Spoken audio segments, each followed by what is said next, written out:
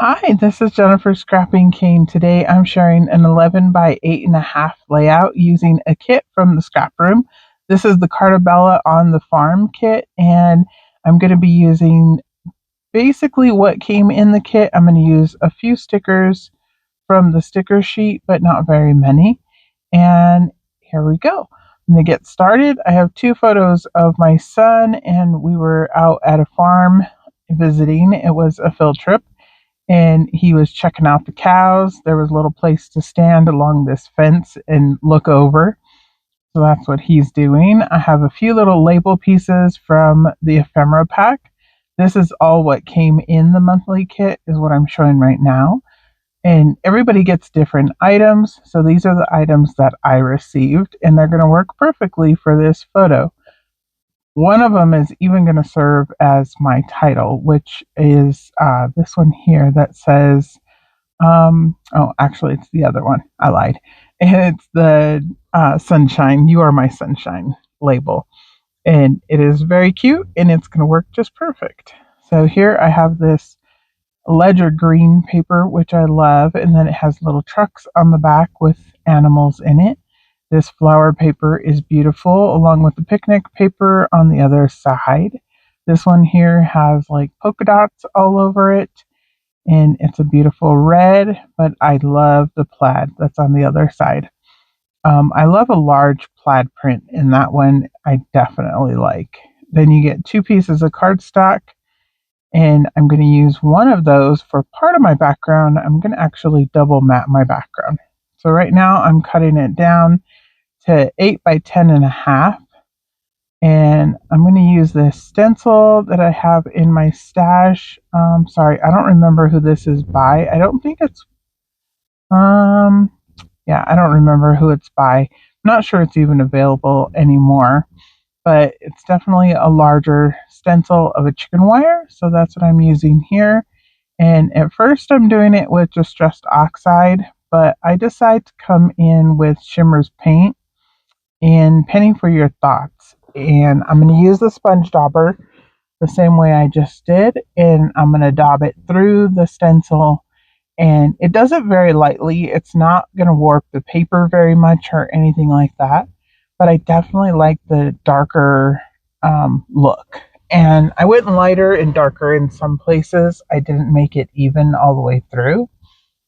And now I'm just taking the little excess that's on the dauber and on the desk and going around the edge and putting a little bit of a burnt edge around the sides.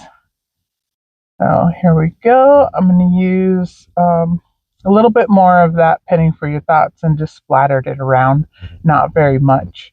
I have a couple other Shimmer's paints in red, green, and blue. And I'm going to also just splatter those around just lightly. I'm not doing it very heavy. So again, it's not going to warp the paper. So this cardstock was the perfect weight. There was no reason to use anything else.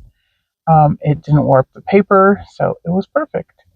I'm just going to, like I said, I'm going to do each color and just rolling it up with the paper towel just kind of makes it a little bit more faint in the background. Again, I didn't want it to stand out as anything really big. I just don't care for white backgrounds. So usually if I use a white background, I'm definitely going to do some kind of mixed media or something in the background, because very rarely do I use an actual white background. But now it's not white no more, so it's going to work out. And I think the layout turns out really cute. So I couldn't decide if I wanted to go with the green first or the plaid. And then I believe I do it with the green and then the plaid and then the white paper. So I'm cutting the green paper down to 8.5 by 11. And again, I'm going to do it landscape, so it's not going to actually be a portrait layout. It will be laid on its side. And I don't have a landscape album. I just place them in my portrait album. Sometimes a landscape layout might be next to it. Sometimes a portrait layout might be next to it.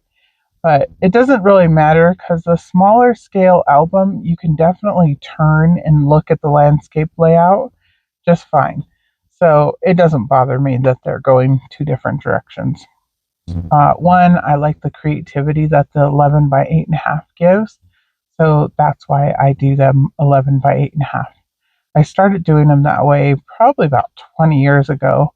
Um, and I really enjoy the 11 by 8.5. So a lot of my layouts actually turn out to be 11 by 8.5. Here I'm just gutting the plaid because, again, I love it. So I want to be able to use it a little bit later in the month on another layout. So I went ahead and got that out so I could use it. And then I'm going to place this one on the green. I left the green a little bit bigger so that I had plenty of room to put the plaid down. And then I will come in and put the white one on top. So it actually has a double mat behind the white cardstock. I'll go all the way around the edge and voila, there we go, background done. And now I'm gonna move on to matting my photos.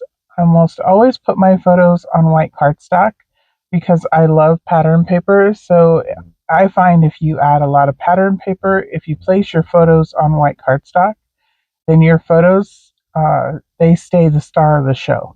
They're not going to be overpowered by the cardstock or by the pattern papers. So that's why I always put them on white cardstock or black cardstock, but usually it's white. Like 99% of the time, it's white cardstock. This paper here is it's the backside of the plaid paper, and I just cut a little half-inch strip. Where you see the space, part of the label is going to cover that up anyway, so it was okay that it didn't go all the way across.